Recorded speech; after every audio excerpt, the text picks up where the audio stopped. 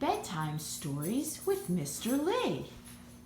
Hello, friendalones. Mr. Lee here from Little Jim of Springhouse. I know it's almost bedtime, so I figured I'll read you guys a storybook. This is called Corduroy by Don Freeman. My mom and dad used to read this to me when I was little, so I figured I'd share it with you guys. So cuddle up with a teddy bear of your own or any kind of stuffed animal. Drink some juice before bed. Grown-ups, if you guys want to drink your own juice, you can do it. So feel free. Enjoy. This is Corduroy by Don Freeman. Corduroy is a bear who once lived in the toy department of a big store. Day after day, he waited with all the other animals and dolls for somebody to come along and take them home. The store was always filled with shoppers buying all sorts of things, but no one ever seemed to want a small bear with green overalls. Then one morning, a little girl stopped by and looked straight into Corduroy's bright eyes and said, "Oh, Mommy, look, there's the very bear that I've always wanted." "Not today, dear," her mom said. "I've spent too much money already, and look, he lost his button on his shoulder strap." So Corduroy watched them sadly as they walked away. "I didn't know I lost a button," he said to himself. "Tonight, I'll go see if I can find it." So nighttime struck, and all the shoppers have gone, and the doors were shut and locked, and Corduroy climbed carefully down from his shelf and began searching everywhere on the floor for his lost button. Suddenly, he felt the floor moving right under him.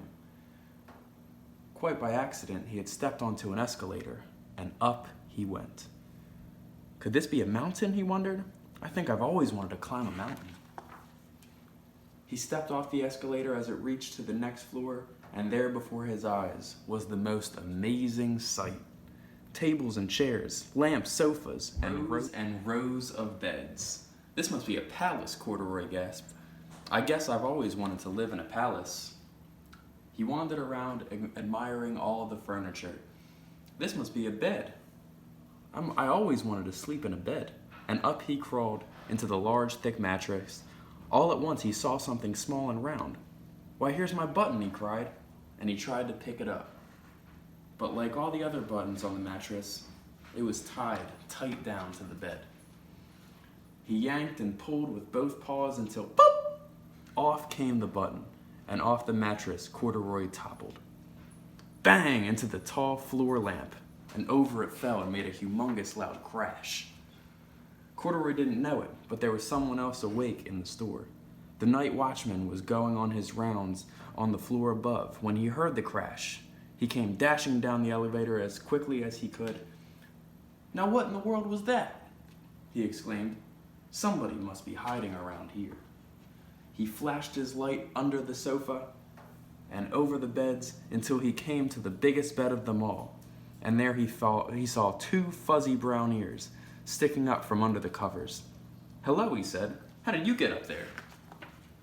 The watchman tucked Corduroy under his arms and carried him down the escalator and set him on the shelf in the toy department with all the other animals and dolls.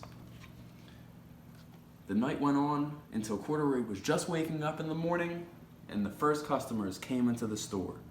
There, looking at him with a wide, warm smile, was the same little girl he only saw the day before. "I'm Lisa," she said, "and you're going to be my very own bear. Last night I counted what I've saved in my piggy bank, and my mother and I said I could bring you home." "Shall I put him in a box for you?" the saleslady asked.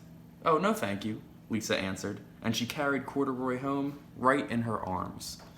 She ran all the way up 4 flights of stairs to her family's house, straight to her own room. Corduroy blinked. There was a chair and a chest of drawers, and alongside the girl's bed was a little bed just for him. The room was small, nothing like the enormous palace in the department store. "This must be home," he said. "I know I've always wanted a home." Lisa sat down with Corduroy on her lap and began to sew a button to his overalls. "I like you just the way you are," she said, "but you'll be more comfortable with this new button." "You must be a friend," said Corduroy. "I've always wanted a friend." "Me too," said Lisa. "Me too." So I hope you guys enjoyed Corduroy by Don Freeman, and have a wonderful evening, friendaronis. And that was Bedtime Stories with Mr. Lee.